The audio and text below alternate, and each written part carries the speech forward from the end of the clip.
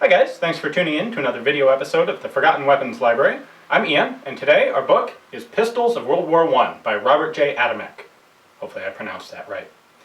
It's a really good overview of a fairly specific subject, but an interesting one. The cool thing about World War I is that handguns, especially semi-auto handguns, were really in a developmental stage. And so there was a really huge variety of different pistols that were being used, many of which kind of suck by today's standards, but I think that's what makes a lot of them interesting, is people didn't know exactly what was going to work best, so they tried out all sorts of different things, and World War I really was a crucible for a lot of those early designs. So Mr. Adamek in this book goes through 16 different countries and something around 90 different pistols, looking at the various guns that every major power in the war used. There are some overlaps because, of course, multiple countries use the same guns. There were a lot of Allied countries using the Colt 1903. There were several different Central Power countries that were using the Luger, for example. But when he describes those, he goes into some detail that distinguishes one country from another.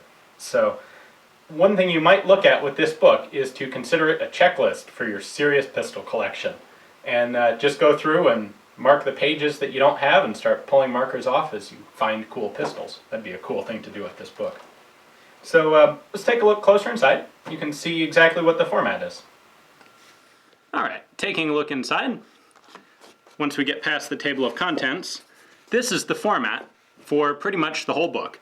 It's organized by country and then by pistol, and there are generally 2 pages, one on each side for each gun. So there will be a picture of the gun, there will be a picture of any relevant markings that are on it, some description of how many were made, and an overview of the gun itself, and a brief bit on takedown. So this, of course, is an early Mannlicher, which is pretty cool. Here's another. This is about as oddball as this book gets. It's got some pretty interesting stuff.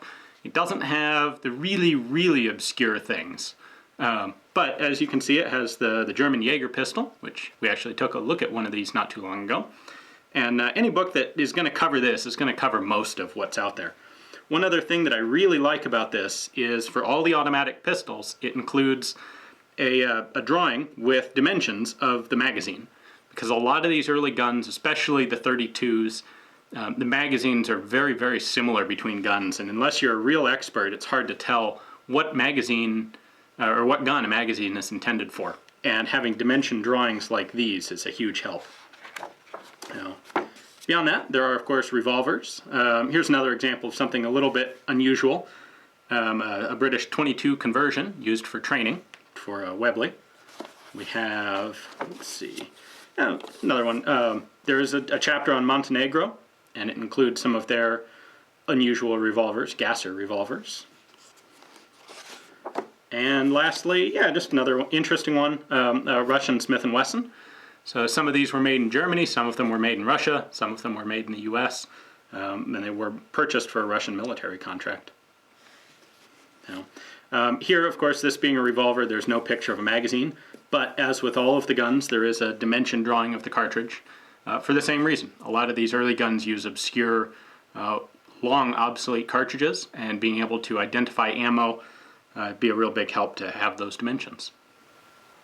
So there you go. If you want to know more about the pistols of World War I, not a dissertation on each one, but understanding what they are and being able to recognize them all, especially some of the oddballs, weird revolvers and so on, this is the book for you. Pistols of World War I by Robert J. Adamek. We'll have a link below where you can pick it up on Amazon. Thanks for watching, guys.